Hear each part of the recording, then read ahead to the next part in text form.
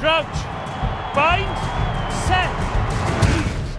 Joe presents the House of Rugby, together with Guinness.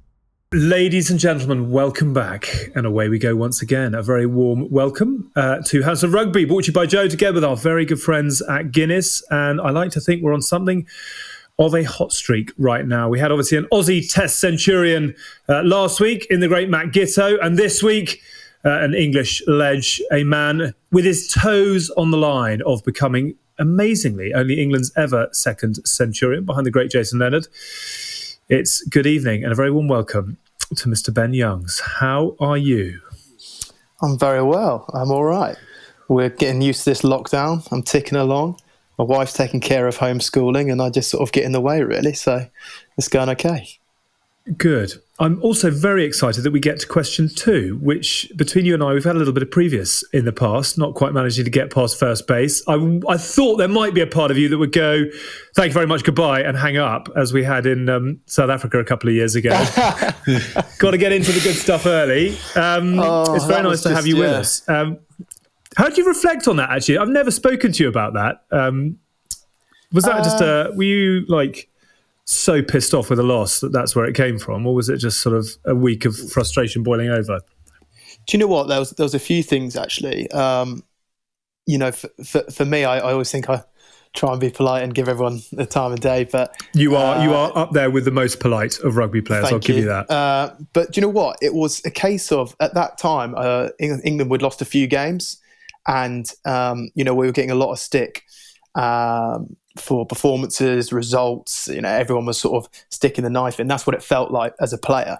And, it felt like Eddie was getting under pressure and all that. And it kind of, we're like, hang on a minute. We just had a huge successful time under him. We'd done 18 games unbeaten. We'd had a great period. We lost a couple of games. Yes, we threw away that first test in South Africa.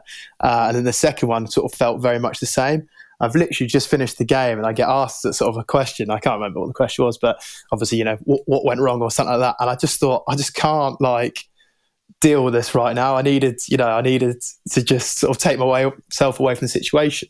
So I think I simply just said, we've got to be better. We'll work hard next week. Thanks very much. And just sort of left it. In hindsight, I should have done the right thing, but I guess there's a lesson in that, heat the game straight after a match. It's always hard, It's always hard. Hask, you've been there, you've done it, mate. You understand it. It's trying to take the emotion out of the post-match is challenging. After a win, it's easy, but after a loss, it's hard, because you haven't got the answers straight away. Hoff, do you want to come in? Yeah, well, firstly, no, they never come to me at the end of games. I'm never the first one.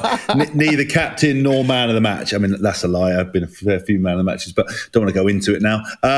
So they never really came and asked me the questions. I was never in any position of responsibility, really. I did it a few times at Wasp. Look, I think everyone's entitled to their kind of moments. I mean, interestingly enough, I think you did it and recovered very well from it. And Mike Brown, unfortunately, is still, bizarrely, kind of the most hated man in Wales. What rugby fans are like. He that post interview against Wales when he lost, didn't answer or didn't do something. The poor bloke who's actually, again, over the other side of the whitewash, is one of the nicest, kindest, sweetest, unassuming blokes going. And then on the field, he turns into kind of an animal, and he upset everybody in Wales. So you did quite well, I think, Ben. Thanks, but I can understand as well the frustrations, because you've pretty much been, I mean, we've been on the England journey together for the last, however many years, and you've been through it all. And I remember under Eddie, which we'll come on to later, which will kind of set the tone as to why you probably gave the answer you did, is when we turned to each other and said, how much would we have swapped being under other managers to have had more time with Eddie, and how good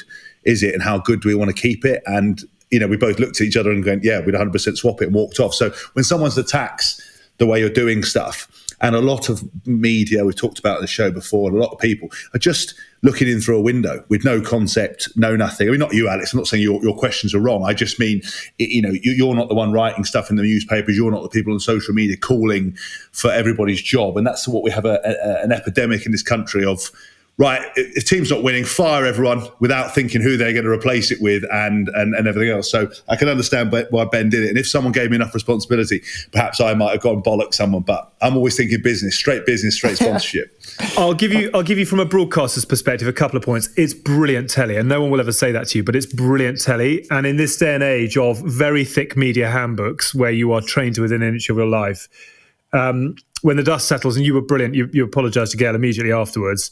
It's actually really nice to see a bit of anger and fury. I learned more about you in that 10 seconds, and we all have regrets, etc., than in 1,000 previous interviews where you say the right bits and bobs. I'm fascinated to know what happened though, because you said thank you very much, goodbye, and disappeared. At that point, and it's quite a tight sort of press pack in England. Do they start going into meltdown mode and start writing crisis scenarios, or did you just go, oh bollocks, I'm going to have to go and say sorry, didn't mean anything by it, crack on?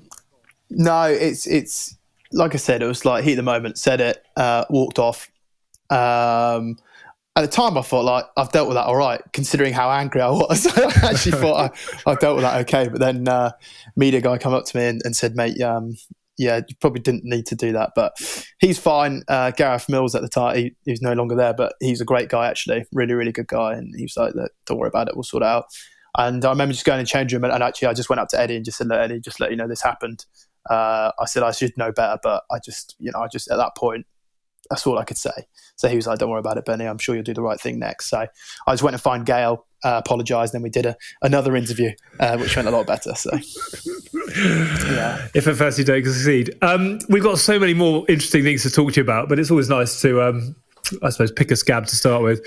How are you getting on, first of all? What are you keeping busy? What's the club making you do? Have you taken up watercolour paints to fill the time? And is the garden looking good? Or are you press-ups from morning, noon and night?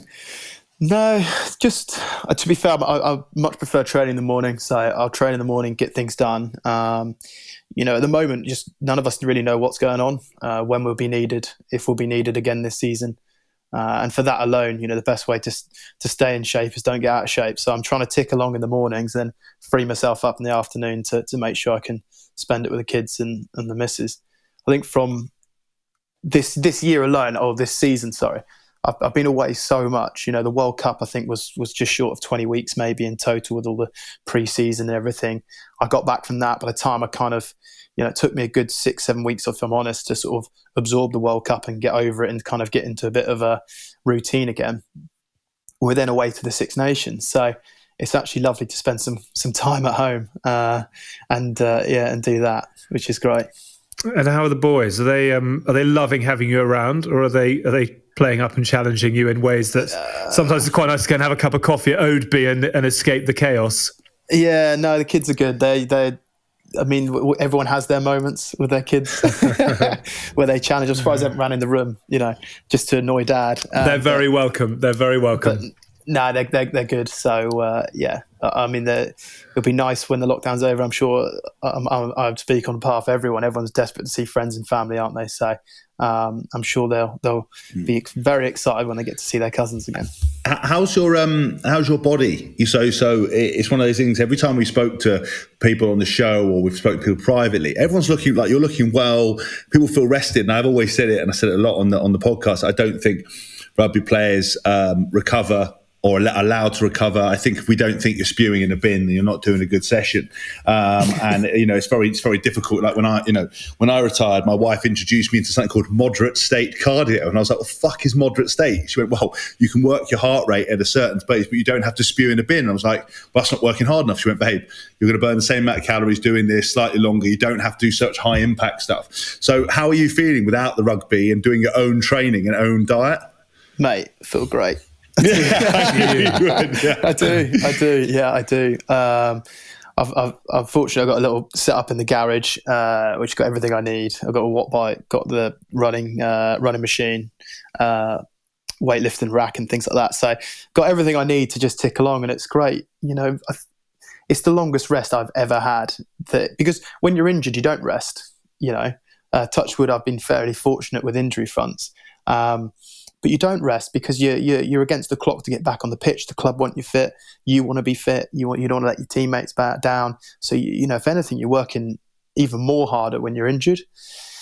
And in the off season, you've got 5 weeks, but the first 2 weeks is downtime, and then 3 weeks you're building yourself up to make sure you can deal with the load from day one. So, if anything, hopefully it might add a few years onto my career.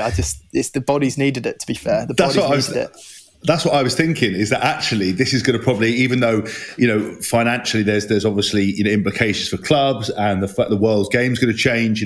Mike Tyndall put his kind of manifesto out there. I put my manifesto for the different type of Premiership. But I think for a lot of players, it's going to actually extend your career, and the hunger to get back and play and compete will be there. But rest assured, it doesn't matter how hard you train in that garage or how much watt bike, that first session back is going to be minging. It's like science. It goes against every fact of science. Like I've never managed to get like the full 5 weeks off. I think I managed to have it like in 1 year when I was playing. All the other times, sometimes I only got like 2 weeks off or whatever. And I would, being an idiot, I was like, I'd overtrain or train through it. It didn't matter what I was doing. I still turn up and be like, day one, just in a body bag. Like, how have I done this? What's happened? Why does it not work? So it doesn't matter what you do. It doesn't matter how you train. Everyone's going to feel terrible first week back. Mate, it's so true, isn't it? Because even when you're injured, right, you do all them fitness sessions, you do all that work, you take the field and you are literally dying after 20 minutes, just thinking like someone dropped the ball, kicked the ball out into touch, like just,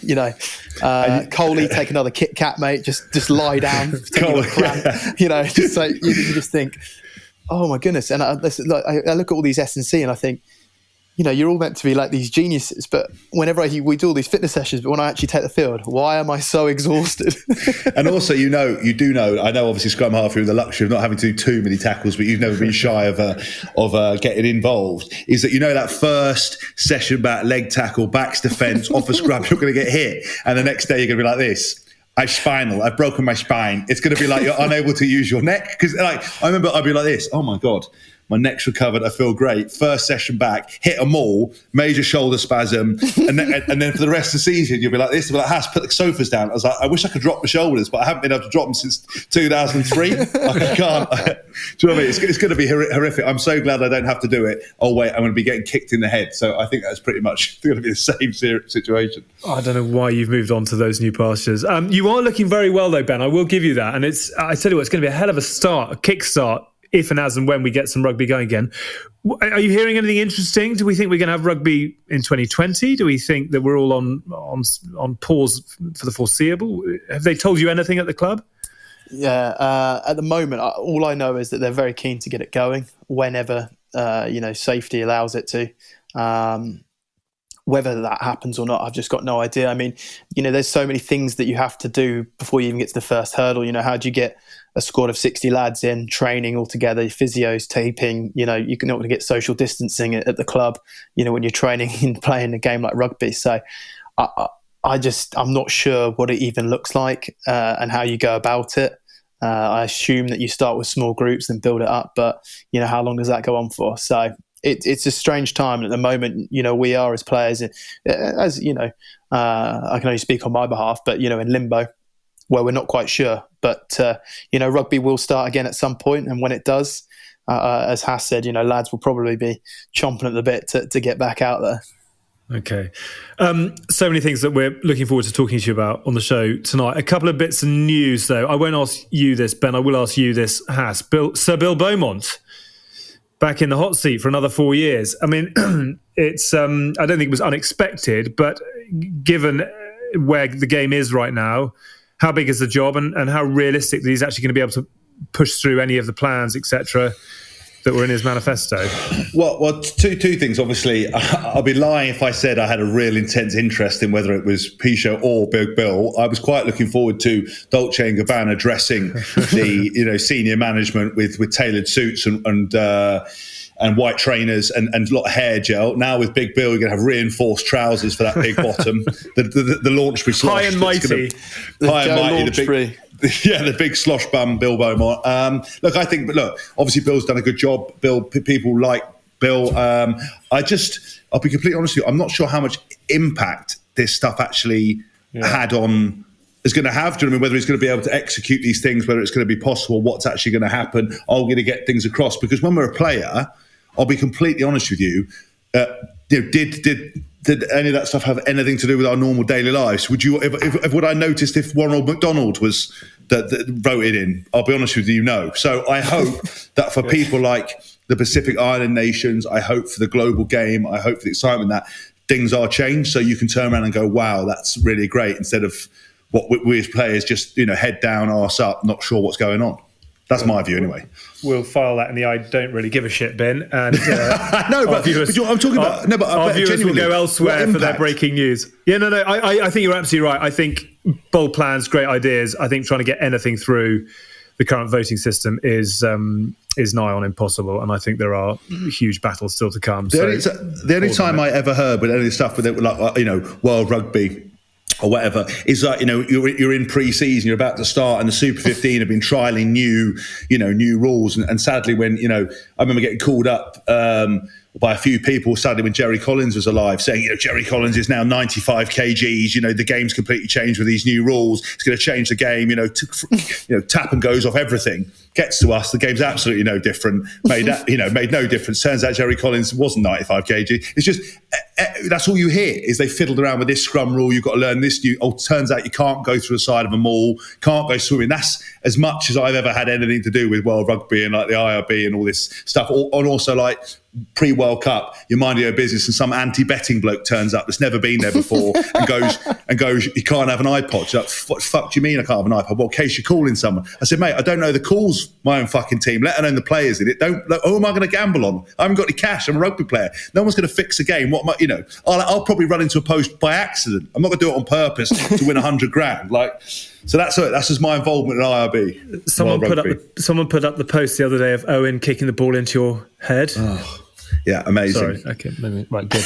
No, but the best thing, I said this before, is that they put out England rugby like, James Haskell's, big red scrum cap to save the day. I mean, first of all, Owen's probably one of the most proficient kickers in the world, right? Do you think it was deliberate? He didn't see Do you think he did it deliberately? Yeah, how do you not see a head the size of a fridge freezer in a red scrum cap and boot the ball into the back of it? He did that on purpose, 100%. And also, people keep sending it to me going, "Did you see this?" And I'm like, "Yeah." It's the bit where my eye almost comes out the side of my head is with it. I really enjoyed. Good. The other bit of quite interesting breaking news is welcome to the party, Umbro. We were chatting before we started. Are you front and centre? Are you the poster boy, Ben, for the new campaign? I don't know if I'm allowed to talk about it. I don't know. Oh, is it all still in bog? It has been announced by the RFU. I don't know whether you're allowed to announce whether you are. It doesn't actually starts till September. I don't think, though, does it? Right. So good. So we're page 17 of the Hask. Yeah, give that one to Hask. Yeah, good. I mean, listen, if Umbro are paying, I'll come a calling. Do you know what I mean? If you want me in an Umbro boiler suit to DJ, I'm all about that life. It's going to be interesting because I think I've seen some reactions on social media today that people are a little bit. But humans are not great at change. I'm sure that all the kit will be fantastic. I know Eddie's quite, look, Eddie's actually a real fashionista. He's got about 200,000 pairs of trainers. His trainer collection is unbelievable. Yeah, I've heard this before. Yeah. Mate, if you think they're going to get through with a dodgy kit, Eddie will be like, mate, fucking tell Umbro to fuck off, mate. Shit shoes, shit top, fuck off. So he won't let any of that slide. He's like full attention to detail. I reckon it's going to look sweet. I reckon that people will really like it and fair play. If Umbro got the cash and they're going to support the team, that's what matters. Right, look smart, play smart. Well done, Ben. You just deflected that very nice. We'll call that a dot ball. I don't think not playing, not missing. Crack on. And actually, the cricket analogy works quite well. Let's move it on to you. 99 not out. Do you feel like the batsman who has to go back to the pavilion and wait all night to face another delivery? How are you sitting? 99 Test caps for England, and is it an itch or is it just it's incidental? Yeah, it is what it is. I mean, what control do I have over that? I remember speaking to Jamie George because he was on 49. He was due to get his 50th in Italy, and obviously I was hoping to get the 100th in Italy.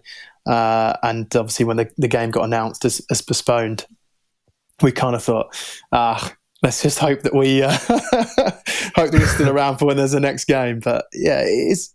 Do you know what?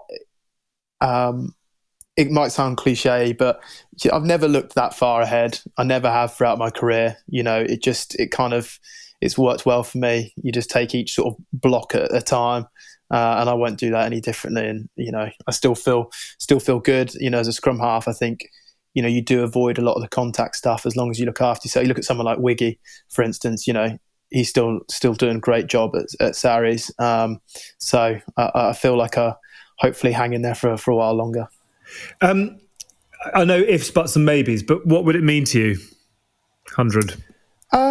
Do you know what? For me, yes, it's a lovely accolade, but it's more for my family because I've chosen to do this and pursue this career and go after it. But for them, they're the ones ultimately that really have to sacrifice because they're the ones then I'm away for 20 weeks and my wife's here and looking after the kids and I'm away, or my parents are flying out to come watch and do this and that.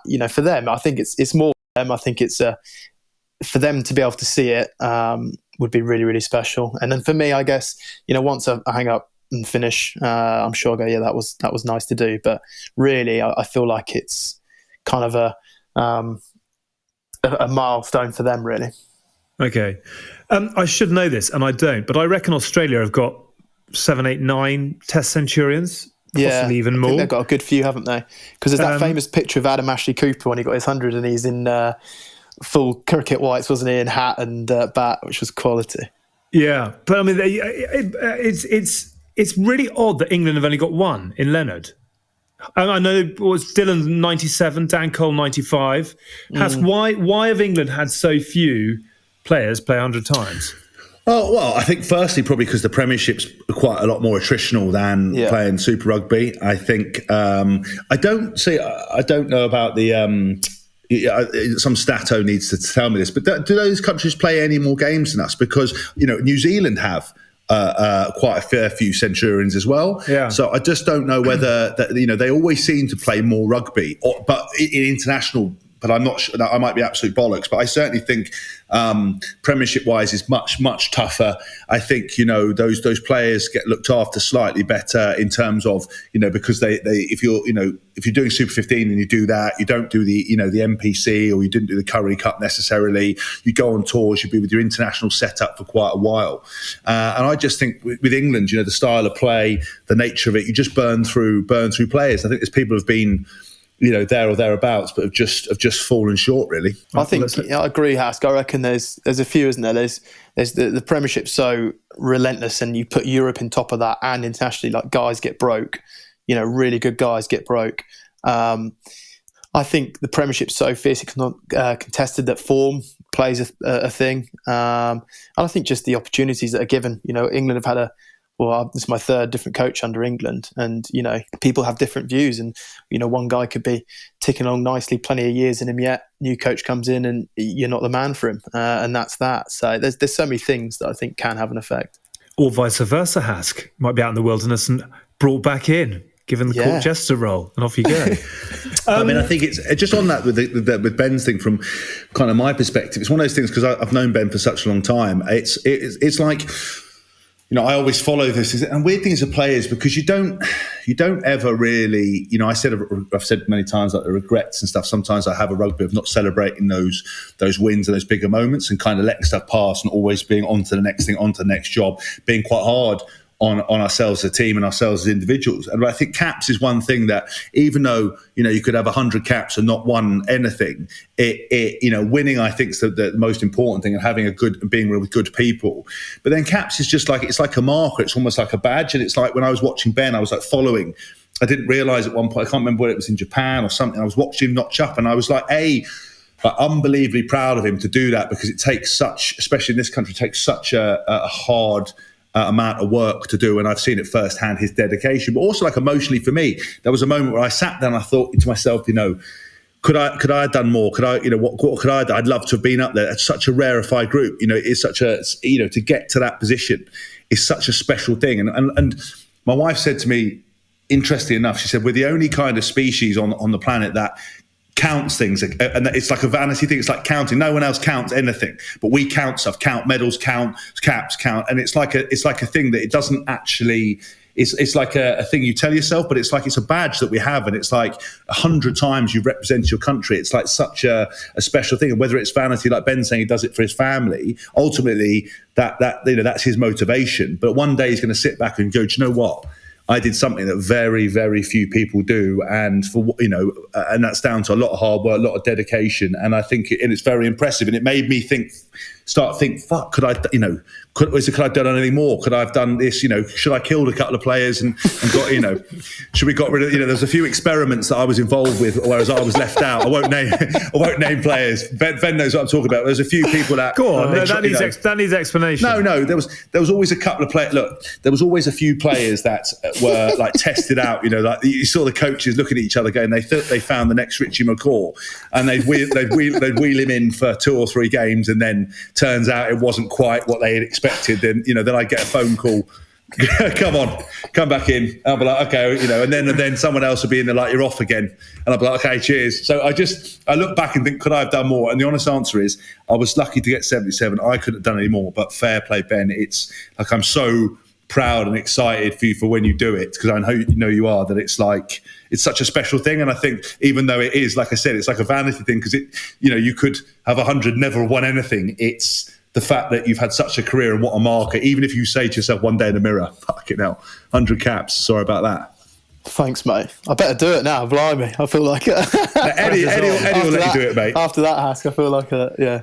No, even if you're not injured, we just tie you on the front of Willie Hines or something like that, and wheel you back out like a puppet, just because you need to get it, mate. Or, whatever happens, you need to do it. Hask, I was just thinking, when you talk about some of those experiments, and obviously we won't talk about it, name anyone, but me and Hask, obviously, we had a giggle whenever we're in camp and get on very well. So I remember one time Hask coming off the pitch, and he looked like, a face of thunder. I said, what's going on, mate? Can you remember? And you just had your finger in your mouth to say you've been fish hooked out of the squad again. Yeah.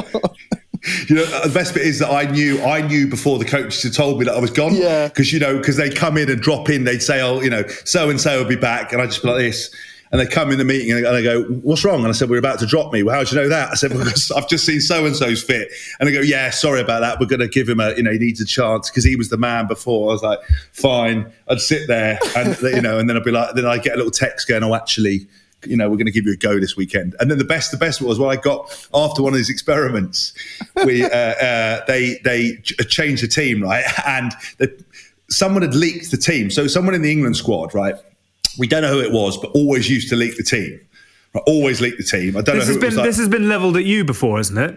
Yes. So that's Hask storms back to save Six Nations campaign was the headline you wrote, wasn't it? Yeah. Something like that. But basically, there was a flip chart, and it was actually under Jono, and they phased me out and they phased me back in again. And he'd gone, he come to me before the meeting and gone, right, I'm going to change the team. You're involved. Don't tell anyone. So fine.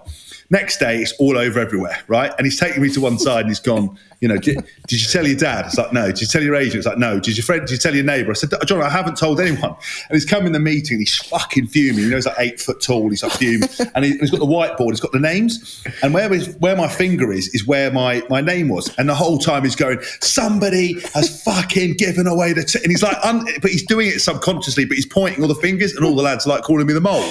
They're like the mole and everything else. I was like, lads, I didn't do it because I didn't get paid. What was the point? Do you ever? Does that thing bother team spirit? That kind of moles or not, or is that not a thing? Either of you? Have you ever been? Has anyone ever been called out on it, or is it just? It's just a part of. It always will end up in papers. I think. Look, sorry, you go. Sorry, mate. I say when under Eddie and Hask about that, it's just such like the team was so built around camaraderie and respect and buying in together. We all shared such a common goal where beforehand, I think maybe previously we weren't really sure what the goal was. The goal was always short term. So it was like a Six Nations campaign, go away, wouldn't hear anything. Might go on the summer tour. Okay, you're on the summer tour. Okay, what are we trying to do? We're obviously trying to win it. Go away, don't hear anything. Meet up. With Eddie, like, it's always been so clear about what we're doing, goal-focused, what we're trying to achieve, what we're after. What does that need to look like as a team? That, no, I just don't see that as an issue. I think beforehand, I think the press always wanted to get hold of the team because it was a big thing, who could get the team. But I think Eddie once told them, didn't he? He said, like, there's no benefit. You find it's a disadvantage for you. You're putting the team at a disadvantage trying to squabble about who can find out the team, I never really, it's one of those things that never really fazed me. I just didn't, to be honest with you, you do so much analysis in the week, say, for example, of the opposition, the different connotations of the potential squad, and then you come in on a Friday and someone's completely different and the analysis team have already got 3 clips about that, and you have a chat, but, because it's a team sport, unless you're bringing in Iron Man or the Terminator, it's not really going to have that much of a profound effect. And I think people get very bogged down with it. I just think in that particular squad, what upsets people is when you have this circle of trust, very much like Meet the Parents, when and something happens. But it was, I think it's always like a left field kicking coach or a third, or the press guys, on the take or something like that. It's always something ridiculous like that. But it was on that particular occasion, I bit the bullet, and I don't think he ever trusted me full stop. But he certainly didn't trust me after that. I'm not surprised. You've both inevitably got a lot of affection for Eddie and a lot of respect for Eddie as well. Ben, can I ask you about the first time you met him? Sure. And the meeting. I'd be amazed if you walked out of that meeting thinking, 100 test caps, no problem. Tell me about the first meeting with Eddie Jones. So we arrived into camp, and we all got a text on the group to say, pop in to see Eddie. He's in this room. Just go pop in when you can in the next couple of hours. So I knock on the door. Come on in, Benny. Have a seat. Sit down. Small chat, small talk, and then he goes, where do you rate yourself as a 9 or something? And I was like, I think, I'm okay, and these are my strengths. I think I can improve in this. Nah, mate. He's like, I think you're really good, mate. I think you can, be a big part of this team, blah, blah. He's like, but you've got to lose some weight. He goes, how much do you weigh like that? And I was like, 93 kilos. He's like, you need to be 89 kilos. You're completely out of shape, mate. I need you get into ruck to ruck quicker. It's up to you, mate, what you do with it, like that. And then he chucked me a bag of sweets, like a big bag of Haribo's, which I declined. If they were chocolate, I don't know, I'd have had a decision in my hand. But I don't like sweets, but I like chocolate. Yeah, but I got him, and I was like, no, you're good, mate. I'll get onto it like that. And he said, that's a good start, mate. And I left, and I remember like the door being closed, and I just thought, hang on a minute. So he's like complimented me, saying like, thinks I could be really good, blah, blah, blah. But then he's completely said, but you're a complete disgraceful shape. You need to lose a load of weight. And so I had no idea what was going on. But I think with Eddie, from my experience in that bit, I went straight to a guy called Tom Tomlinson, who's the S&C guy at England. And I sat down with him. I said, right, mate, this is where I need to be. I've got to be 89 kilos. How are we going to do it? When are we going to train? Like, eat with me. And I like got a hold of my own program. And I think it was only till, only if certain, not everyone potentially would have done that, and I think because I was so proactive in terms of like, if that's what he wants, like, I'll do it.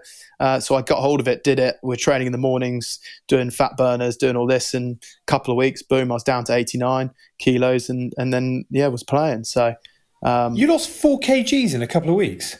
Yeah, I think I was probably about 92 kilos, I think. But I got down to 89 like in a pretty quick time, yeah. But you're working with like those S&C guys, they're class, the food's great. And like I say, it was like an opportunity of like, I saw it as like, okay, like it's a challenge, he's giving me this to see how much. I think especially after, he didn't know me and I didn't know him, but especially after, I think 2015, he wanted to see, which guys still wanted to maybe like be a part of it or whatever, and I certainly did. So I was just like, how do I get hold of this program? How do I sort it out and do it? And I just did it, and that was that. People have said you're one of his favourites. Do you get that in camp? Do you get accused of being teacher's pet, or is that? No. I think at the end of the day, he's the boss. He's in charge. He's I think one of his main strengths is his ability to be personal with players. He knows, he always asks how my kids are, he always knows how my wife is, how's my brother, how's my sister-in-law, all these bits that go a huge way. For him it's just a quick conversation, but for me it means a lot, and he's great with all the boys that doing that. So no, I wouldn't say so. I just say that I work very, very hard, and I really enjoy playing under him, and I like to think that I'm able to perform for him. So yeah, I think would say we have a really good working relationship. But at the end of the day, he's the coach. He's the coach. I'm the player, and there is a there is a relationship. Of course there is, but you also have to understand that he's in charge. He's actually funny. He's got a new podcast out with the RFU, which is all about coach. I haven't listened to it yet, but I'm quite interested to get into it. And I think one of the bits of clips I saw this week was about empowering the leadership group. I mean, is it a two-way thing with you and Eddie? Does he ask your thoughts as much as he tells you what he wants, or is it, this is how we're playing it, go do it? No, it's always discussion. But you got to make sure that you got the bits behind you to make sure it makes sense.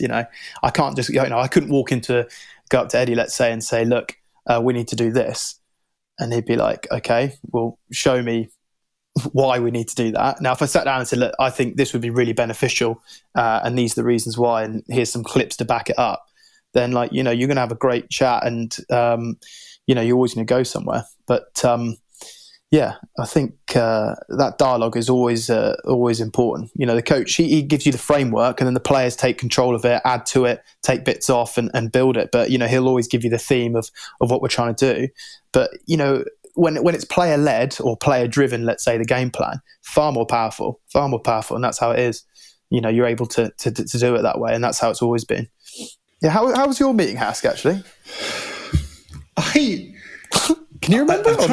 It's basically what set the tone of everything that we were doing, right, with the meeting. So it was like, obviously players are like old wives; they're always just gossiping. So I had a bit of a weird situation there, because a week and a half before we went into the first camp and announced the squad, I was in Scotland playing at Murrayfield Wasps were playing something was going on, I can't remember who it was, and I got a phone call, and it's Eddie, and I was very much like, first of all, I thought someone was taking the piss, because I was like, why is Eddie Jones calling me? And he called me up and he said, look, I'm coming to camp. I want you to start in the first game. I want you to do this. This is what I want from you. Go and enjoy it. I need your help, mate. You're a big part of the squad. Do it. So I kind of felt that, I was already wanted, which is all I ever needed. I was like, I'd run through a wall for that kind of communication. So I bonded with him. So in the first meeting, he came in and was like, mate, I want you to do this, keep it simple. I want you to hit people. I want you to carry hard. I want you to go and speak to the S&C. I want you to do the spear. I want you to look after yourself. You don't need to do this. You don't need to do that. And I did exactly what Ben did. I just went up to everybody and was like, right, Eddie says I need to work on this acceleration. Ball says I need to work on my ball carrying. Nutrition-wise, I'm okay at the moment, but I could probably get fitter. I could do this. Mobility. How do I do a mobility program? And I just put everything together into an approach. So when I had the first kind of meeting with him, it was just a rehearsal of that, really, which was kind of quite nice. Okay, guys, let's just quickly break for the Midshow trail. And a reminder, you're watching House of Rugby, brought to you by Joe, together with our very good friends at Guinness. We've got the Hoff alongside, as always, and it's a great pleasure to have the Leicester and England scrum-half Ben Youngs on board this week as well. Still to come, we'll pick up with Ben about all things Rugby World Cup, about the Lions, and about the future of his career as well. But also don't forget to check out our House of Rugby short series, which is out every Thursday during the lockdown. And that involves 20 minutes of good old-fashioned rugby chat with a different guest each week, exploring and touring the various parts of the game. Also, do check out the new podcast from Joe called Sports Pages, which digs into the stories behind some of the greatest sports books ever written. And if you haven't heard it, here's a little taster of what it's all about. I still remember that first morning at the 93 Ryder Cup. There was a 2-hour delay because of fog and the greens were still too cold. And finally the matches began, and Davis Love and Tom Kite were playing against Seve Ballesteros and Jose Maria Olazabal, arguably the greatest Ryder Cup team in history. And I was following the players toward the first tee. And of course we were walking through, an alleyway of fans on both sides.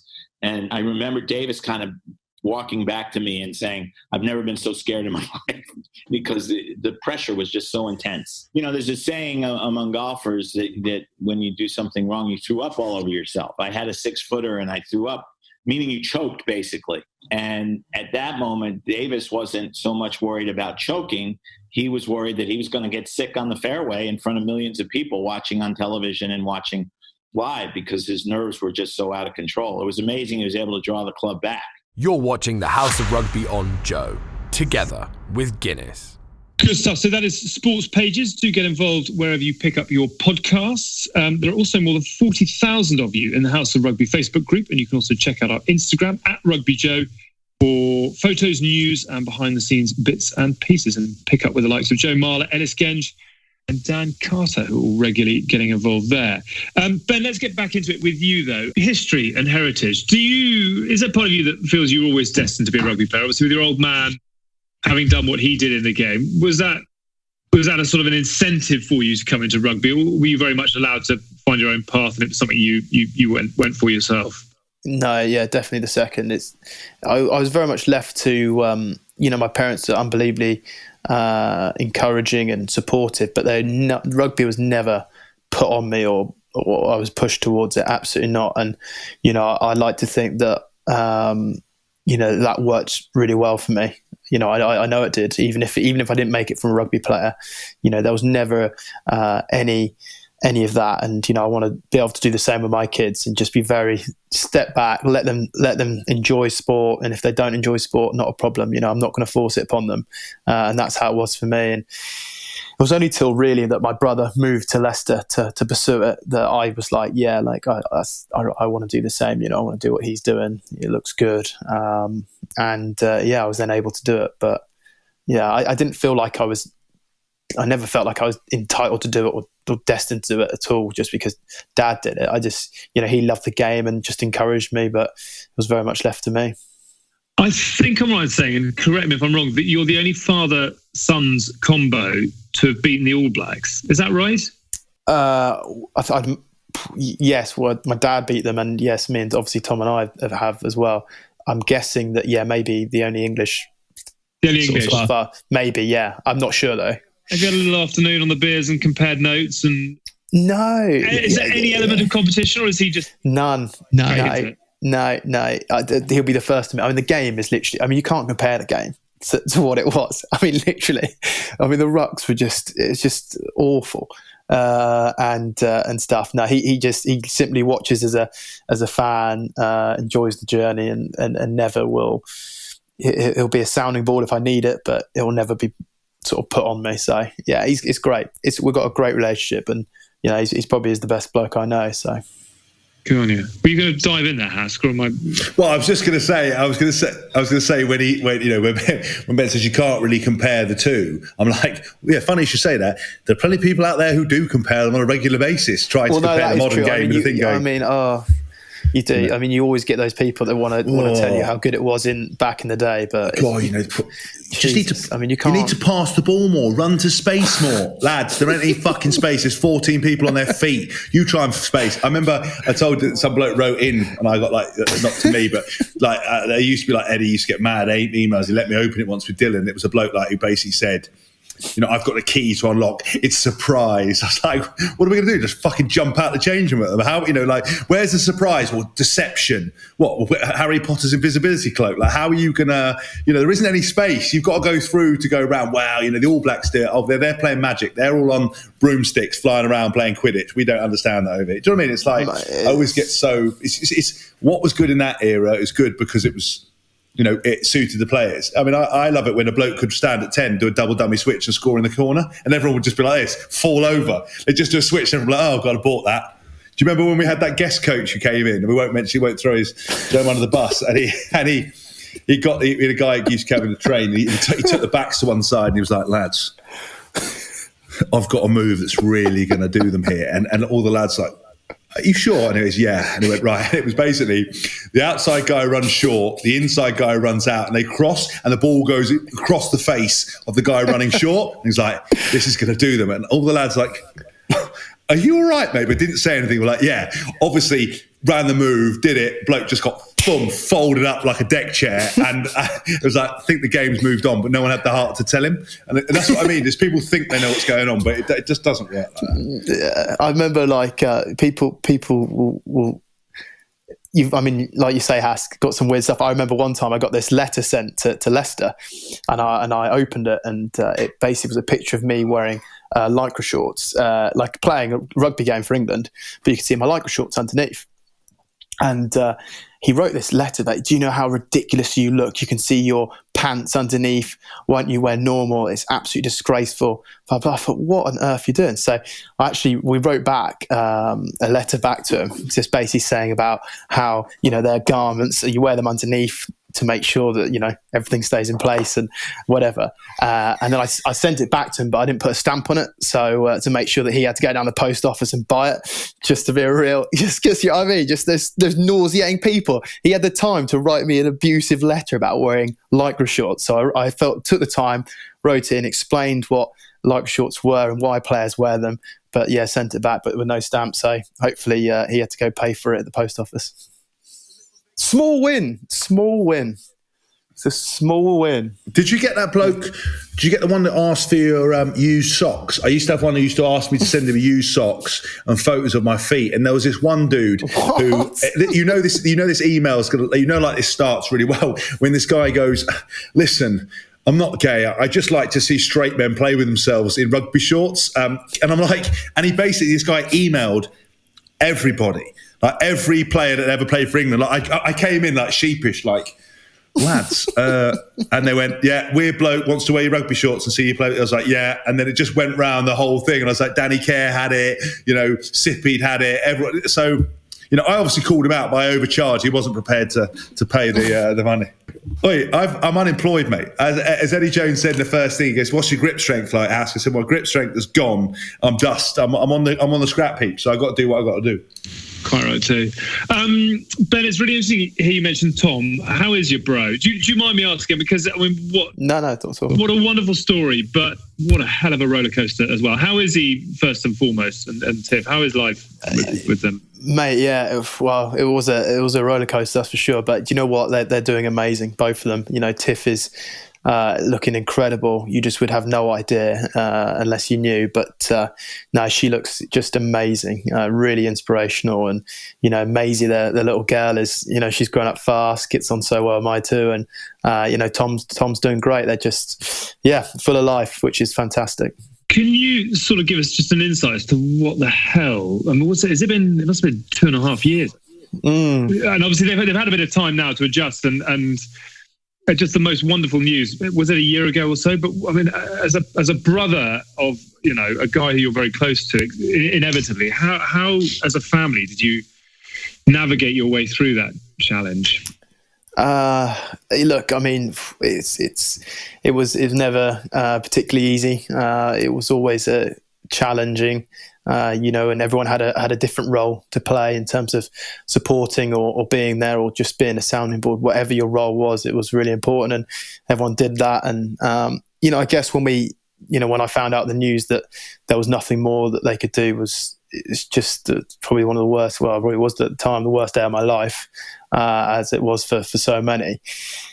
I remember not really coming to terms with that, just thinking there's no way, and seeing my brother and Tiff, we'll have to find out. And then, a couple of weeks passed, and then obviously the Lions tour got announced and I was selected in that. And, I knew that time was so precious, and I never wanted Tom or Tiff to feel like they influenced me in any way. And I know that they would have never have wanted me to miss it or anything like that. And I knew that what answer I got if I asked them. So I spoke to obviously my wife about it. I spoke to a couple of people at the club. I spoke to, like Geordie Murphy, who'd obviously been on Lions tours, and asked him, I was like, when you look back on your Lions, like, what do you think and all that?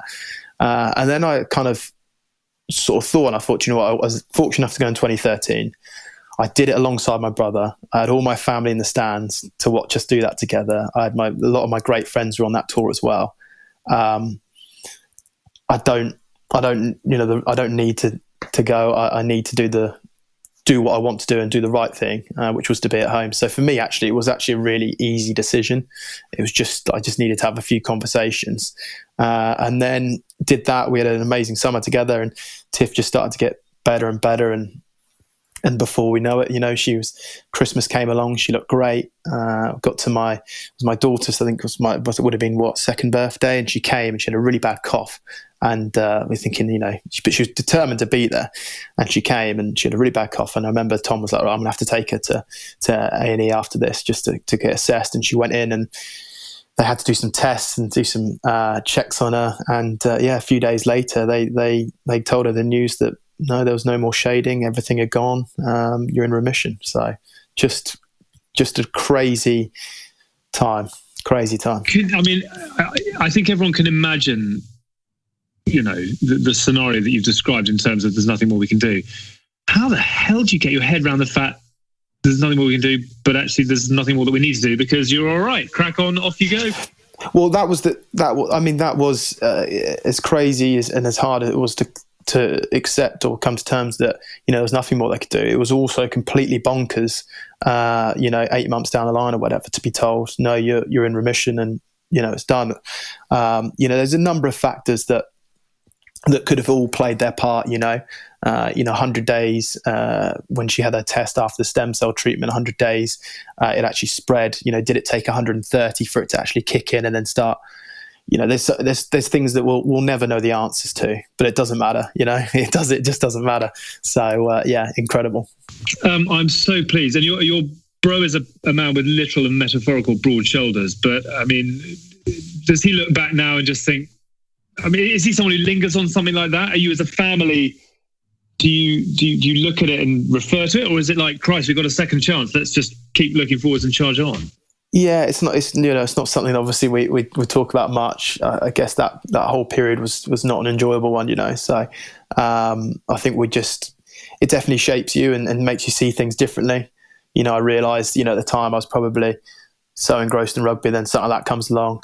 Then I don't go on the Lions tour because I didn't want to, and I wanted to be at home with my brother. And then I watched it as a fan, and my whole perspective of things kind of changed. And it does. I know it has for him and her, and in a great way, So yeah, we just, when we all get together, we make sure we enjoy ourselves.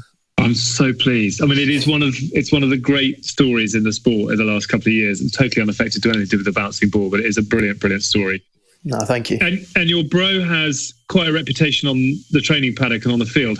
Can you attest that Tom Young's do not mess? Yeah, I mean, look, I've always been closer to Ben, but Tom, I've known for a long period of time. I'm lucky to play with him and get to know him, and I always have that relationship. We've always had a thing where I would text him. Obviously when I heard about Tiff and when I knew things were going well, I always tried to reach out to people, even if it's just a message to say. And whenever I got to know Tom, he was always one of the biggest competitors, so physical. When you were playing, that if you saw him come into a ruck, he was going to fly in at 100 miles an hour and just take everybody out. That he was so strong and professional, but also a lovely guy and someone that you didn't want to razz up, because very much like what we had Matt Hampson on that he talked about the kind of Tuesday nights training, to be a back and then to be converted to a hooker, you've got to be certain type of gnarly character anyway, because that's like the worst reverse in history. It's like I was never in the back because I had no skill set to ever be in it, but to go, mate, you're a back, and then go into a forward and then go, by the way, we're going to get you in the worst position bar being a prop, I'm going to stick you in the middle of two fat lads, and you've got to put on a load of weight, slow down, not going to get the ball in your hands very often. I think he's been incredible, and actually it was really interesting with the story with Tiff, because I basically text when I heard about the news with the finality to it, so I messaged him and we had a conversation after a game when we played Leicester, Wasp, whatever. I'd say hello to him, check in with Ben, check in with him. And then I remember we played, I don't know if it was Northampton or it was for Wasp, I can't remember, but we played away at, I think it was Saints actually played away, and bumped into Tiff in the car park. And Chloe and Tiff know each other from the England camp days. And I was like, I hadn't really checked in, and I was like, oh my God, like, you look amazing, what's going on? She went and then told me the story that basically, exactly what Ben said, gone in for a cold. They said, do we do the checks? And she was like, I don't want to know. Or she said to me, she goes, I don't really want to look into all the other stuff. Just tell me if I'm going to be all right or not. And then as Ben said, they came back and said, you're all done. And then Chloe did some stuff with her on some nutrition stuff and rebuilding the body. And she told me the story, and I just couldn't believe it. So I text Tom, and I was like, this is incredible. So I think he's a top guy, and nobody would ever deserve to go through that. But I think he handled himself incredibly well. I think the whole family did incredibly well, and he never stopped competing, and he never let it faze him. If you didn't know, then you wouldn't know. I'm sure those two close like Ben would have known, but. He's not a guy that you wanted to razz up. Well, if you do, you want to make sure you run him over in case he gets hold of you, because then you're in a bit of trouble with, because he's got that short reach and big hands. I think with Tommy, like when all that was going through, I think rugby for him was the escape. And although Leicester's we haven't been where we want to be for the last few years, but for him, he was able to come in, train or play, give everything, go home, and then be the husband, be the father. and do all that. And rugby for him was, coming in for the lads, give him that boost, give him that camaraderie, let off steam, boom, go back and go help. So yeah, I just have such admiration for my brother. He's just amazing, and I think to do what he did and to carry on playing and do all that whilst having all those things going on, it probably shows what a character he is, really. I was just smiling because when they pinpointed one of the youngs and said, right, we're going to take him from a back to the front row, given what you were saying about the Haribo, just wondering whether they got the right brother. I tell you what, mate, if you looked at me 8 years post rugby, I think that, yeah, we could be there. You'll be on the what bike. Yeah. And they talk about farmer strength and that kind of thing. Have you always been close, or was there a time years ago when he used to put your head into the pavement and beat you up in the sandpit kind of thing? Or have you've always just had a really good bond? Yeah, like all brothers, you always have those moments, and I would often end up losing. But I'd certainly tell my parents about it and how awful was it, beating me up and what he did. But no, do you know what? So many people ask me, they're always like, "Oh, are you competitive with your brother? Are you competing?" It's like, no, we're not. We just, we do this awesome job together. Like, we share the highs and lows together. It's pretty amazing what we do, and we just love it. Like, I don't compete against him.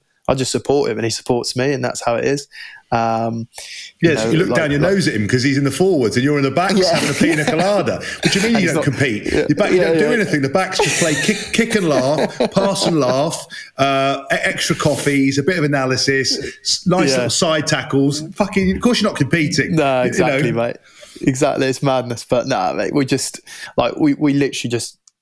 We've had a great time doing this together, and a few more years yet to do it. And the fact that you've done it for Leicester, for England, and for the Lions as well. I mean, there are so many people who will watch and listen to this, brothers and sisters who would love to have achieved that. I mean, does that enhance the bond in some ways? The fact that you have played at the very, very highest level with your brother, and is that something you talk about and you've shared, or is it just? I can't imagine Tom's a very emotional guy. About things like that, but I wonder whether there's a moment between the two of you. Yeah, no, he's very good at putting his arm around me when I need it. I think we do share those moments together. We do reminisce sometimes over a beer about, oh, can you remember that, or what about that? Like I said, to do that with him is amazing. I think to also, as Hask mentioned, to go from a centre to a hooker, there's no guarantee when he made that transition that it was going to work. And then to do it, to then break into the Leicester team, to then get England cap, to then a Lion, it's actually amazing. Most people are either a prop, move to hooker, or hooker all their life. To go from centre, I think he was 21, 22 when he did it, incredible. So it's to do it with your brother is just awesome, because you just shared it together, it's unique. No one can take that away from us. That's a special connection, things that we have for the rest of our lives. So when we're old and we're sitting around Christmas Day, we can chew the fat about it and tell the kids how good we used to be. We've done a lot on this show about the 2017 tour, inevitably with Hask and the role that he played. We've never really spoken that much about 2013, which was an amazing tour, and it's a hell of a rollercoaster. What does 2013 mean to you when you look back on it now? I've seen, obviously, when Hask has spoken about his experience at the Lions and stuff, and it is a very special thing to be a part of. But for 2013 was amazing. Australia for me is one of the best places to tour. Absolute class place to go around. Had all my family out there. Doing it with my brother, Crofty, a great friend of mine. Coley was obviously there, Leicester teammate. There was a lot of, really good blokes from all the other nations, and it was just amazing to be a part of it. It's sort of like you're on this thing. It's kind of like you never want it to end. You're on this journey, you're doing this thing, and you're having such a great time. You don't ever want it to really be over. So no, it was great. It was interesting you mentioned about the World Cup as well, about it taking 6-7 weeks to kind of get over. Is that the same for you with the Lions? Or did you find, having not only been a Lion with your brother, but also that incredible third test and a series win, is that something as a player that actually it's quite hard to have your 2 weeks off, get in the speedos, and then be back on the training ground 2 weeks later in the cold and the wet and being shouted at by various without doubt, that was the following season was the hardest season I've ever had, in terms of just motivation, in terms of trying to get any rhythm going to my game. I felt so like rugbyed out almost. I really that season, I think I don't think I'd play. I might have played a couple of games in the autumn. I certainly didn't play that Six Nations, and then I ended up playing in South Africa on the tour. I think we went to South Africa that year, but it was tough. I remember finding it unbelievably hard that year, and I look back now and I think, even if I knew what I knew now, I think I'd still find it unbelievably hard on the back of that. Yeah. Have you had points, Hask? I've never actually asked you this, where the rugby, I suppose not the love, but the rugby tank is just empty, and you're still having to go and do it because it's the job? Yeah, I think. Look, if you're winning, winning wipes away and eradicates a lot of cracks in a lot of things. If you've played a lot of rugby, you're playing intense, and you're losing, and the wheels start to fall off, and your club's under pressure, and things are being questioned, or international being questioned. That's when it can get on top of you. Eddie talks about, all coaches talk about, teams get a purple patch in certain periods where anything they do, all the bounce the ball goes their way. Conversely, you get the black patch where it nothing seems to go right. And I've had moments where I've had to reset, and I kind of just my body's tired. But I think the reason it never caught up to me too much was because I always did so much stuff outside of playing, that if the rugby became too much, I had something else to turn to.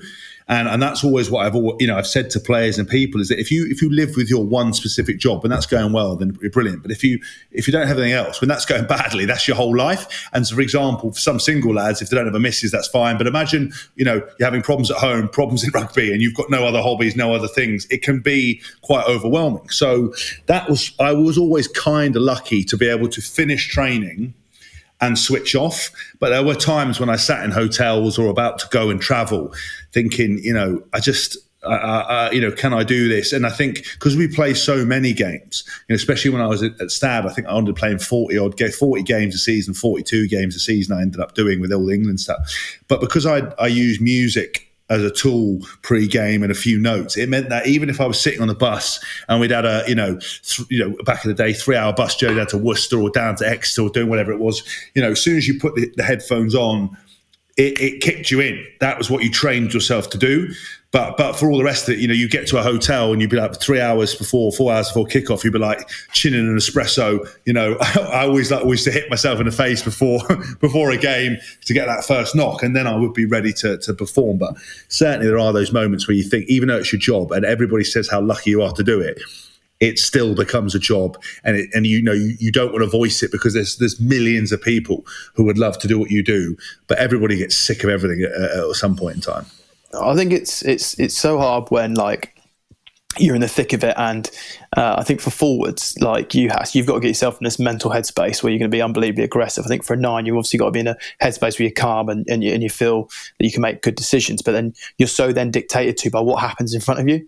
Like if your pack doesn't get on the front foot, if you're not moving in the right way, and ball carriers aren't getting you going, you almost become such a participator in the game. There's not a lot you can do. And I think when there's been times where you go from, let's say, in England, real dominant pack, and I come back to the club and the pack's probably not as dominant, and it's like, oh my goodness, you're trying to do things, then you're trying to overforce it, and it's not quite happening. It's hard, I think it's as well, the Premiership's so unforgiving, and the top 4 and trying to get top 6 and all those bits, every game becomes a big game, every game's heightened, and you just can't, you can't, at some point something's got to give. And it's often I found often it's my mind. It's like, oh my goodness, I feel rugbyed out here. I think it's only till I'm older that I've realised how to deal with that. And obviously now I've got a young family. I've got so much, I train, come home, be dad, be a husband. That's what I do. So therefore rugby, I find a lot more easier now. But certainly in my mid-20s, that was a big challenge, Interesting. So I want to ask you about Leicester, because there's obviously been a lot going on there recently. But talking about the off-field stuff, I've spoken to you actually about this before, Ben. I heard one of the Premier, I think it was Sergio Aguero, saying this week that this period suddenly has made them think, Christ alive, this is what normal life might look like, and therefore we might have to start looking at options. Have you done a bit of that? I mean, you've still got time in the career, but have you ever thought about what comes next? I think Sergio will be all right, won't he? But he'll probably be all right. Do you know what? It is. I'm still trying to figure that out, if I'm honest. I wish I could sit here now and tell you exactly what my plan is and the transition looks like and what I want to go do, but I don't. My brother is in a position where he knows he wants to go back and do the farming, and he's absolutely crystal clear. And if the season didn't ever start again, he'd be absolutely fine. Off he goes. So there is always that worry, I think, as a player that at some point you've got to start really considering that, considering what you do next. But to be honest with you, I'm not quite aware of like what I want to do. Didn't you have a coffee thing, Ben? Was that you? Yeah, I did. I did a coffee thing at the stadium and stuff, but that was more just a bit of, me and Crofty did that together just as a thing on the side. But, really, I'll have to do something a bit more out there than that, Hask. How is Crofty? Go on, sorry, you go. So no, because that isn't. Sorry, but I don't ask Crofty, but that is really interesting. That's one of the things, having gone through retirement, and it's a thing that I talk to Chloe about a lot. Is that and I was thinking, we talk about Ben and I were talking off air about restart and some of the things I've been aware of. That it is interesting that some players kind of, they find that doing stuff outside rugby is detrimental to their rugby. Some people find that doing stuff alongside or having a family, as Ben has said, actually enhances their rugby, and they feel that they can leave it at the door, and they understand, that there's more to life than chasing a ball around a field. But it takes you sometimes a while to realise that. But there's also kind of those situations where players start looking into it. And one of the issues is, which I speak to a lot of players about since they've retired, is they go into jobs that they just didn't expect to be doing. They never thought they wanted to do it because they needed something. But also things like the drop off in salary, is so dramatic, and it's such a it's such a change to what you're, say, if you're in a good position, you're top of your game, you're playing for your country, you're being topped up, you've got sponsors. And then suddenly, you live a lifestyle, and then that can potentially, if you're not prepared, fall off a cliff. And it's so interesting, the emotional journey that people go on that you never talk about as a player, because you think, I'm mentally very strong, I'm not going to get depressed, nothing's going to faze me. And then suddenly you're sitting there and you're like, I don't actually know what to do, and I've still got the same bills I had to do, and they've taken the car off me, and nobody wants to sponsor me anymore because I don't. And then you suddenly get through that situation. It's a very interesting thing, and it's something that I try to impart to young players a lot. And it's interesting, the footballers say, even though you're exactly right, he's going to be fine. More than fine. I think it's definitely something to consider, and you shouldn't feel pressured because, you don't have to know exactly what you want to do. You just have to sort of go in a direction or put some bits in place, because I still don't know what I want to do, but there's different avenues which can make you some guaranteed, returns and bits and pieces, which I think kind of gives you the peace of mind. With rugby and how, because it's so unique in terms of what we do and seeing the guys in the environment all the time, and, that camaraderie, that feeling of playing, all that. It's like, I guess you just got to, come to terms that, I'm not going to get that feeling again. That's going to, the last time I leave a pitch or whatever, that's it then. I'm never going to get that buzz again. It's kind of doing all that. Actually, I think you will. I think you will, but I think you will. I think it will surprise you. It will surprise you because you find a whole, you're probably always been much more popular than I am, but I obviously had a whole set of friends that I just neglected for 18 and a half years. I prioritised my rugby, my training, work, and friends and family were down the order. That was how I worked. I've always been like that. So you discover a whole thing. So you suddenly find and live a normal life and interact with people, going for meals and getting a buzz and building friendships again.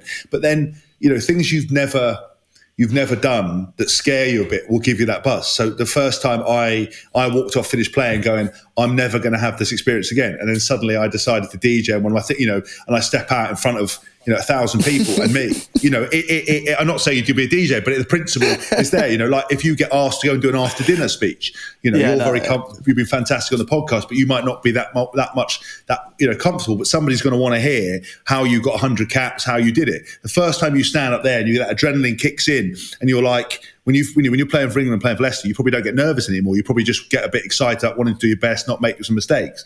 You're going to get that, and it's going to be different, but it's going to be good. And then you're going to have the camaraderie with your teammates. And when you see, the Leicester boys, or when you see some of us, like every time I walked into England camp now, I walk in, trying to keep my head down. I see you. You're like, Rig City. I see Owen. I see everyone. It's fucking. That's the buzz. That's the buzz bottled up, and it's like it's people have that fear, but essentially you do get it. You know, like even with Alex and Tins on House Rugby, you know, this is my team, this is my thing, and like we laugh, we get into each other, and you do find it. It's different, but it's not better or worse. It's just different, and I think a lot of players don't talk about it because they will say the dream that once you finish, that's it. It's the dream's over. Your best days of your life, the real world shit. Yes. Elements of the real world are shit for professional rugby players who are used to, you know, having a routine, used to having this, used to getting paid well, etc. Or, you know, sports people. But it's also amazing and it's a lot of fun. Well, the next part of your career is longer than your rugby career, so it's, you know, I think it's so important, isn't it? I want to see you in you're looking for a rush. I want to see you in spandex with the inane grin, standing backstage before you go and do the rumba in front of 18 million people. Then tell me you can't find would you ever do anything like that? Would you do a little bit of jungle? We've seen others try and fail. Would you be keen to put rugby back on a good footing? Yeah, I think I'd always be open to things like that, new experiences, challenges. Why not, hey? I think you'd be quite good at the footwork with the old dancing. Do you remember I asked back in the day, I asked Ben to help me with my tackling once. And he's, you know, I won't let it a secret, but Ben can only step off 1 foot, or he could only certainly step off 1 foot back in the day. And I went to some tackling press. He just stepped me, I'd fall over. He stepped me, fall over. I was like, it was giving me depression. And he started laughing at me. Then, you know, all of his little mates, like, I don't know who else would come over. Danny Kerr. I had the whole people, he'd just go, boom, his little step, and I'd fucked it up. So by the end of it, I just was like that. Never worked with him again. We did some passing high balls, but never tackling with him again. and no one's bought his sidestep stints, which is fucking the worst bit of the whole thing. You've broken the secret. There's rugby to be done between now and Strictly Come Bake Off or whatever it's called. How is life at Leicester? It's a hell of a lot going on there at the moment, but does it feel like there's sort of light at the end of the tunnel? Yeah, definitely. I mean, there's obviously been the last, what we had, like Mage, obviously Mara Major went, Richard Cockrell went, Matty O'Connor went. We've had so many changes in such a short period that it's hard to build anything. You know, you look at us on paper, I think we've got on paper an unbelievable team, but that direction, we're looking for that direction. I think with Steve coming in, he'll be able to give us that. Steve is an unbelievable coach. You know, he's not just, you know, people look at Steve and think, oh, he's just a forwards coach. He's not just a forwards coach. He's far more than just a forwards coach. His desire and his work ethic, I'm sure, will just sort of filter throughout the group. And we've got a guy there that will put us in the right direction that guys can get a hold of. There's obviously a lot of changes at the moment.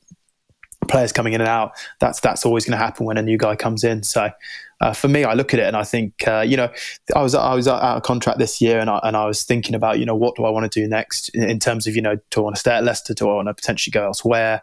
Like, what does the next bit look like for me? And when I heard that Steve was coming in, I was like, you know, that's as good as a change. You know, that is proper exciting. So I'm very much looking forward to Steve coming in. I think people has also assumed, you know, that it happens overnight. It really doesn't. So that the Leicester faithful will have to be pretty patient. It will take time, but we'll get there. Certainly, we'll get there under Steve.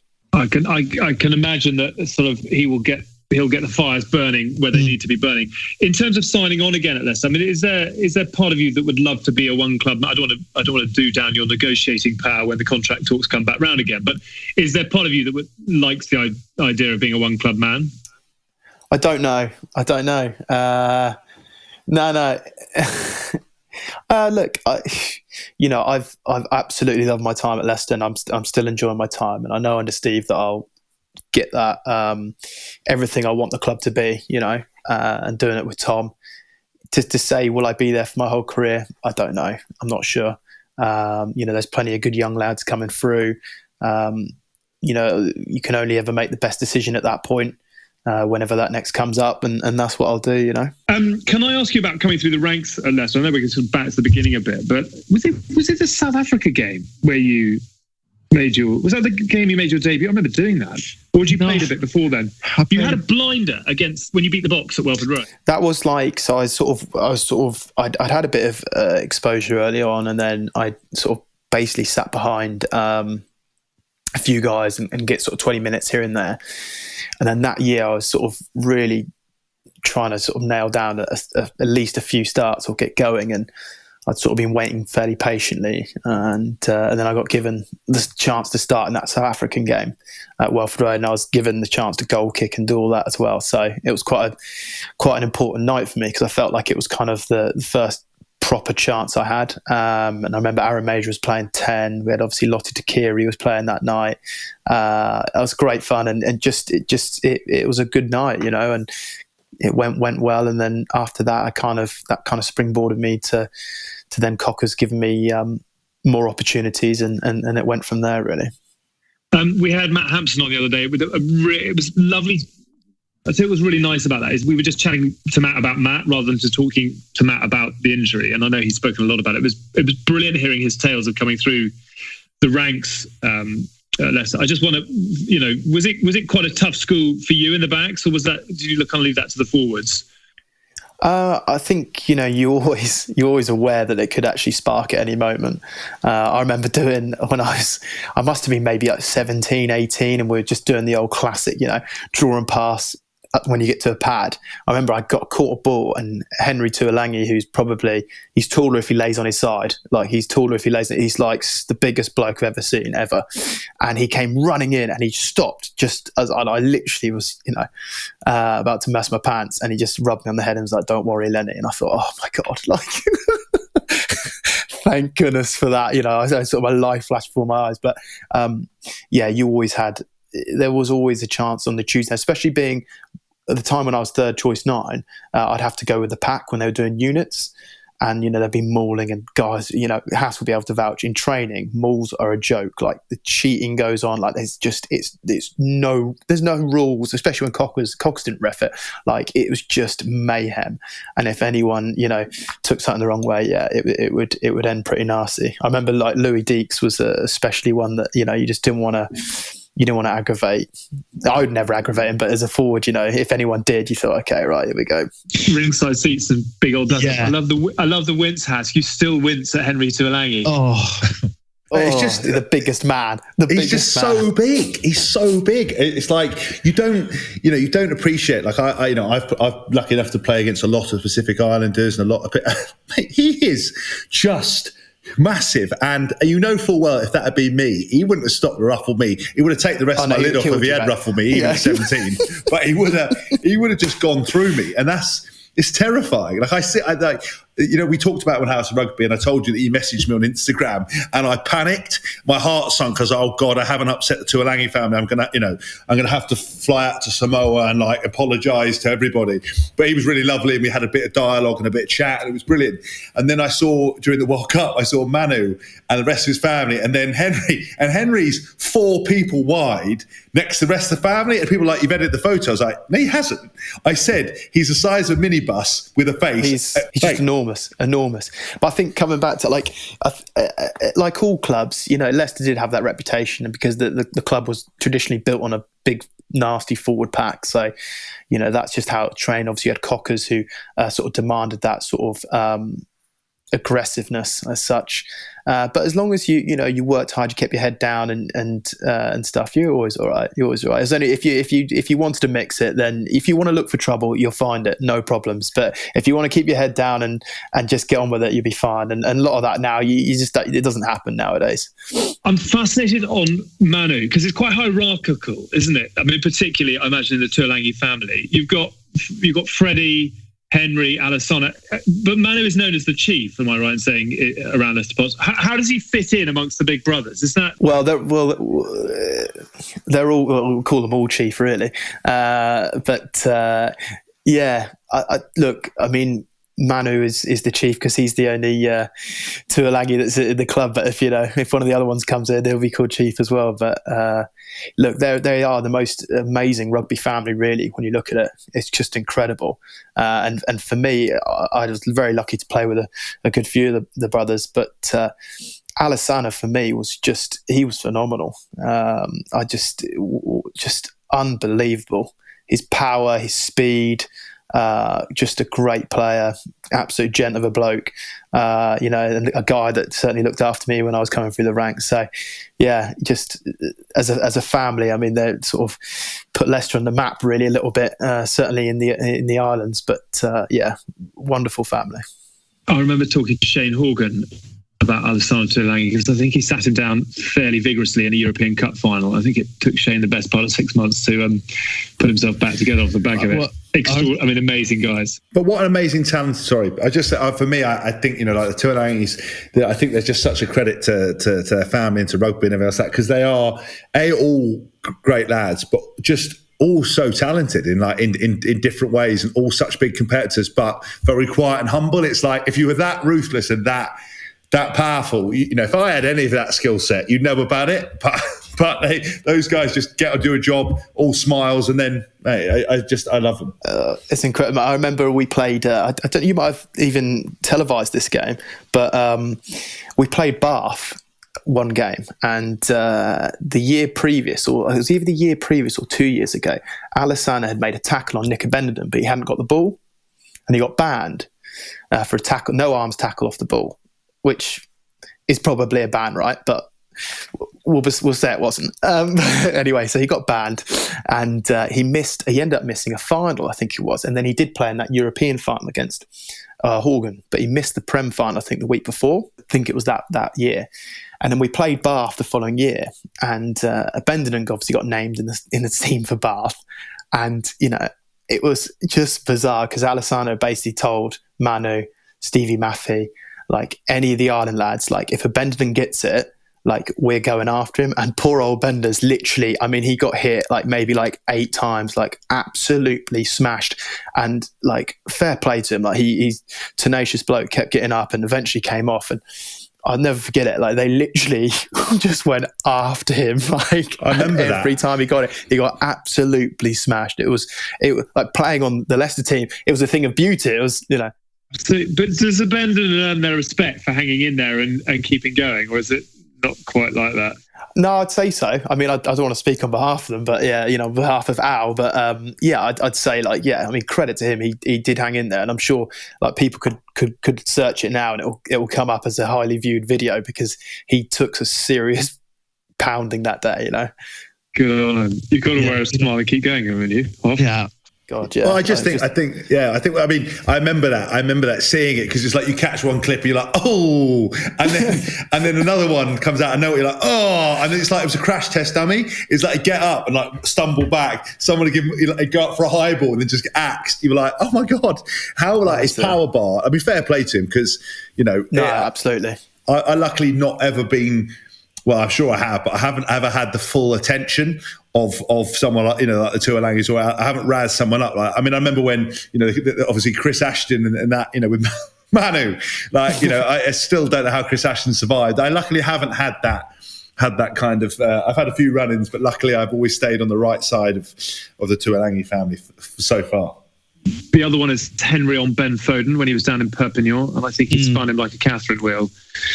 We could spend a lot of hours talking frightening about frightening power. Yeah, exactly. Next, I know it's a ridiculous question actually, because no one knows what's next. But what's left on the to-do list in rugby? Yeah, I mean, obviously, I've still got ambitions to play for England. I still want to carry on doing that. I mean, with Steve coming in, I want to. I've had success at Leicester in my early days. I've then had a period where it's been really unsuccessful. It hasn't been anywhere where I want it to be, or any of the people involved that want it to be. So I really want to be a part of trying to get that back to somewhere near to where it used to be. That's not going to be a quick fix, that isn't, and I'm aware of that. But I want to play my role in that. And like I say, I just want to just keep going. I'm 30 now. I feel good. This break, I think, is going to do me good. I'm just excited to see where we go with it. I just wondered if next summer in South Africa is just penciled lightly in the diary as well. It was, with everything you said about New Zealand and with everything that happened last year, whether actually that would be quite a nice way to settle a score. Oh, look, don't get me wrong. I think for any player, if they get given the opportunity to go, it would be amazing. I certainly would absolutely love the opportunity to do that. there's never an entitlement. You got to earn the right. So I'll work hard, and if it's good enough, then happy days. If it's not, then it's okay. I can carry on. That's not a problem. You're back into the media handbook again. Give me an honest answer about what it would do with the Lions to South Africa. Like I said, it would be, of course, it would be class. I'd absolutely welcome the opportunity. Given my experience of 2013, given that I didn't get the opportunity to go last time, of course, I would love it. And I know, like I said earlier, a lot of what I do is, I know it makes me happy because the joy it gives my family. I know that it'd be great to do that because I know what it would mean, for mum and dad and Tiff, Tom, everyone. But we'll just see. We'll see. Hopefully, I haven't got Gatz's number, but hopefully, we'll wait and see, mate. Hask can flick it over. Yeah, exactly. Ben, it's been a real pleasure. It's been a real delight to have you on. Thank you so much for your honesty and for coming and having a chat with us. Any other business before we go? Hoff, anything No, you cover? I was just thinking, I can't believe Ben's still only 30.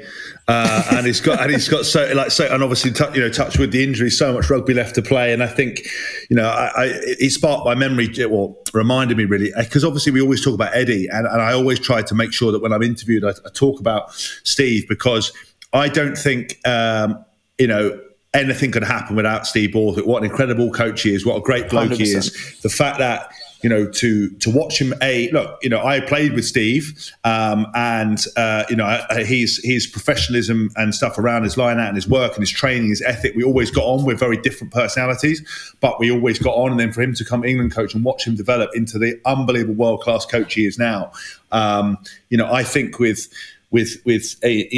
nobody has put in the amount of work that Steve Borthwick's put in this England team that anyone else. I don't think anyone else would have survived that long. I don't think anyone else could have done what he's done. And I think my experience on the Lions tour with him, how good he was looking after midweek, how passionate he was, and how he helped with my career and his honesty. I'm really excited for Leicester. I think it's great. I think Ben's exactly right. It's going to take a while, and people forget. And what we're lucky in this country with rugby is that it's afforded slightly more time than they do to football managers, where it's a quick fix. It will take time, but I think Steve's brilliant, and I'm really excited. And I think I'm really looking forward to it. And hopefully Ben, being 30, he'll play on for a lot more years, get way more caps, get me a few tickets for some England games. Remember me when he's on the Lions tour and everything else. Do you look at Richard Wigglesworth, who's 56 and still trotting around behind the Sarries pack, and think, well, I've got another 25 years in me? Or do you want to keep going? Do you feel the hunger to keep going for as long as you can? Yeah, look, people have always said, you just know when it's, you just know when the fire's gone, or when you just want to call it a day. Neil Craig, a fantastic bloke at England, actually said, look, Benny, the two things either go. It's either your body or your mind. So what goes first? Do you lose the fire in the belly to do it, and your mind, you just don't want to do it anymore? Or does your body give up? So at the moment, I feel really good. I feel mentally good. I'm excited about what's coming up. And I'm sure that when that day comes, I'll just know. But like I say, look at Wig. He does give you that confidence that if you look after yourself and you sit behind that gigantic Saracens pack, you can probably play a few more years. So yeah, look, mate, I'll just know when the time's right. I couldn't possibly tell you when that is, but I guess I just know. You get those things on social media where they go international back and international forward. I've got the two of you side by side here, and it's a marked contrast, Hask. Ben hasn't aged since I've met him, and I look like I've been through a tumble dryer, and then my head's been turned upside down. That's basically what's happened. I've seen where you put your head in rucks and all that, mate. It's you look all right considering, mate. But do you know what is funny? It's because of the training stuff that I'm doing with the fight, and conditioning stuff I'm doing myself here. Obviously, the fact that I can't run, it's like playing tricks on me. I'm like, I feel fit, I feel good, my body's recovered, and you start thinking to yourself, probably, I wonder if I could play, and then I try and run, and I'm like, actually, I just don't think I could. So you're right. I think if you're a strong mentally willed person, I think your mind you'll never go. I think it's your body that goes, and I think if you can keep doing it, do it as long as you can, because it is a brilliant path. And I think, but don't be scared of what the real world's like, because there are some good bits. People like me are in it. What more do you need? Yeah, exactly, mate. Exactly. Do you know the other thing I didn't ask you about, and I sort of deliberately didn't, but I'm gonna throw it just before we finish, is the World Cup. Do you look? How do you reflect on that now? What are we? We're probably 7 months on, or whatever it is. Is it? Oh God, it still hurts, or is it? What a journey, what a tournament, and it was what it was. So literally, I have a bit of both. So it was generally the best rugby experience of my life. I felt so privileged to be a part of that group. It was just the friendships, the lads, just everything about it was class. But we didn't quite finish it off. And I have those moments. I do. And I sit there and I think, and it does. Eddie, I remember he spoke to us about, when he lost in 2003 with Australia, and obviously when he won with South Africa in 2007, and he said, the 2003 still haunts, still thinks about it to this day. And 2007, it's like, it does, you don't think about it. I think in rugby, I suppose you don't think about the good times as much as the bits that stay with you. And yeah, I think 2019, there'll always be that underlining element of, we just didn't quite get it right on the night. And, I wouldn't have changed preparation. I wouldn't have done anything differently in the week. Hask actually came in that week, hey, mate. And the boys were good. We were training really well. The spirit was fantastic. And it just didn't happen. And I still, to this day, I don't really know why, but it didn't. That's amazing, isn't it? It's so symptomatic of what you guys do on a day-to-day basis. It just is about that moment and that moment alone. And sometimes you can train and do everything you want, but it's about the moment. I don't want to linger on it, because I think it's been and gone. But it was a hell of a journey to follow, and I know that's no consolation from a sort of a player's perspective. But we had a hell of a ride following that story, didn't we, Hoff? And actually, funny enough, as a lot of the players head back to Japan, I wonder if there's sort of broadcast rights going available out there, and perhaps we'll take the House of Rugby back out there again. Yeah, you guys should. But I think it was the best experience. I think Japan hosted unbelievable. I was blessed to be a part of it. But I'm always going to have that. I do have those moments where I do sit there and think, what if? Okay. Let's not linger on it. Tomorrow, back in the shed at 7 a.m. What are you actually doing? What is training in the garage? Is that me or Hask? Because Hask's often in the shed as well. You're doing different things. What are you doing, Ben? How are you actually managing to keep the ticker going?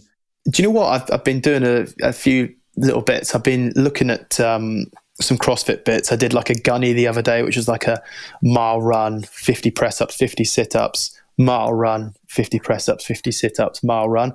That was a bit of like a good one. So I've been doing a bit of variation. As I say, it's the first time really for a long time I've been able to sort of do my own program. And if I wake up tomorrow and I feel like I want to run or I need to run, I'll run. If I need to just sit on a bike and go, if I just want to lift, it's quite nice being able to do what you want. So it's when you get older, you kind of know what works for you, and it's important. Really, the main thing that I need to just keep ticking over is my running. Really, as long as I run, it covers most bases, and then a little bit of weights here and there.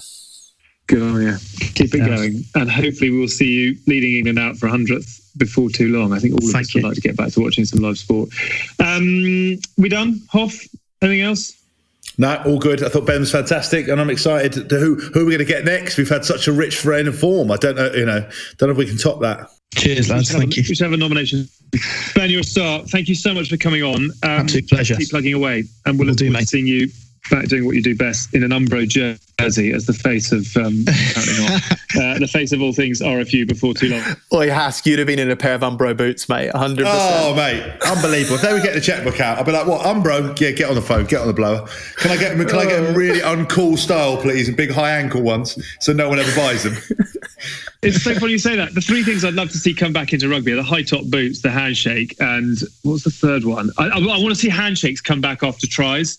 Rather than this hooping and hollering, the old Carling and Guscott firm handshake. Well done, fella. I think.